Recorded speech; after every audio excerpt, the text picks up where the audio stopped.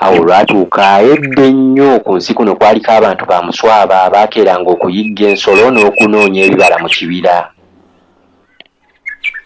Abantu baako tebaali balimi wadde akatono okuggyako okuba abayizzi era nga n'emmere yaabwe yabanga nnyama njigge, mpozzi n'ebibala bye baanoonyanga eyo mu kibira. Olwali olwo ekyeya eky'amaanyi kyagwa era ekyava mu kyeya kino y'enjala ani amuwadde akatebe. Eyaleka abantu nga beerya nkuta kubanga ensolo nnyingi ezaali mu kibira zaafa. Ate entono ezaasimattuka ne zidduka zeeyongereyo nga zinoonya ekyokulya n'awali amazzi. Bambi abantu enjala yabanafuya nnyo ng'abakulu n'abato bakeera mu kibira okunoonya kye basobola okuzza eri ow'embuule. Olunaku lumu abalenzi babiri baali bafeffetta ekibira okunoonya kye balya ne bagwa ku kimera ekyali ekiwanvu nga waggulu kiriko ebibala ebyali bibbulukuse, nga biraga nti bitandise n'okwengera. Abaana bano ababiri omu yabuuza munne nti ebibala ebyo babirya? Kyokka nga ku bombi tekuli amanyi kuba baali tebabiryangako. Omwana omu yaleeta ekirowoozo nti agende alinnye ekibala ekyo alabe oba ddala biriika ate era oba biwooma. Omwana eyaleeta ekirowoozo yawalampa ekimera kino era bwe yatuuka waggulu n'akongola ekibala n'assa mu kamwa n'alya. Agenda okuwulira nga kiwooma okukamala olwo n'akongola ekirala.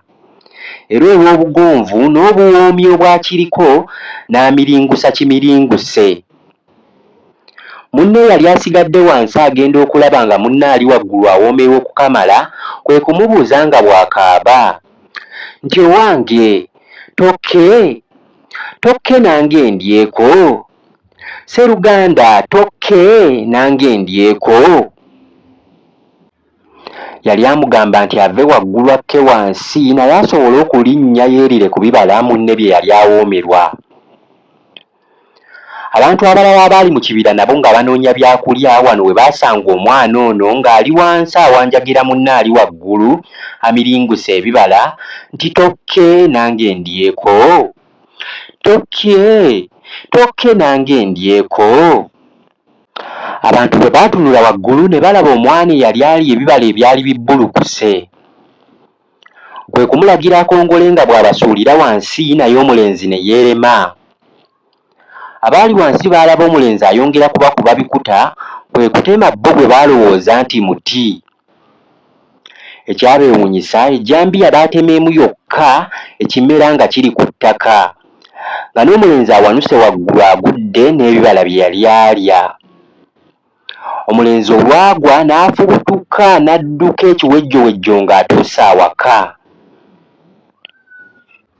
Abantu abaali bakuŋŋaanye mu kibira baalwanira ebibala bino era ab'omukisa abaafunako omunwe ne batenda obuwoomi bwabyo. Munnange ku olwo ekibira kyajjula abantu nga bafeffetta ebibala bino. Bwe baabanga batuma omuntu yenna mu kibira okunoonya ekibala kino nga bajuliza nti genda oleete ekibala kiri, kye twasanga omulenzi ng'akaabira nga bw'abuuza munne nti tokke. Munnange ennaku ezaddirira abakulu baatumanga abato okugenda mu kibira bafeffetta ekimera kiri kye baalyako ebibala ebyali biwooma okukamala. Era bakkaatirizanga nti genda oleete ekibala kiri kye twasanga ng'omulenzi akaabira nti tokke ndyeko. Oyitako nawali we twasanga omwana oyo ng'agamba munne nti tokke, olabe oba ebibala gyebiri. Munnange ekigambo tokke kyakyuka ne kivaamu ekigambo ttooke era ne kituumibwa ekibala ekyo kye baalya ne kibawoomera ennyo. Era na buli kati tuliyita ttooke. Ate era nga bwe gwali ku mulundi ogwasooka ne gye buli eno, ettooke liweebuula abantu ne libafuula abakodo, ababbi era bakalintalo.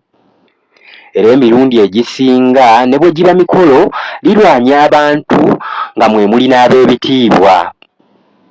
Ate era abantu baayiga nti ettooke batematteme kuba baatya okusindika omuntu omu okulinnya aliwanule, si kubanga yeeyisa ng'oli eyasooka okulinnya ekitooke. abantu bwe baakowanga okugenda okunoonya ebibala bino ne basalawo ekimera kino kye baali batuumye ekitooke okukireeta okumpi n'amaka gaabwe. Olw'okuba ettooke liweebuula bangi, bajjajjaffe kye bava baagera nti alikuweera omwana bw'oliba ovudde mu nsi omulabira ku kitooke. Munnange nange awo we nnalabira.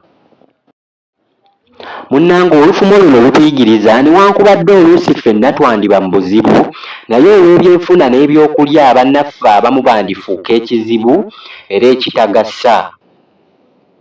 Kansuubire nti naawe olina ky'oluyizeemu, nkwagaliza birungi byereere akuume Ssebintu.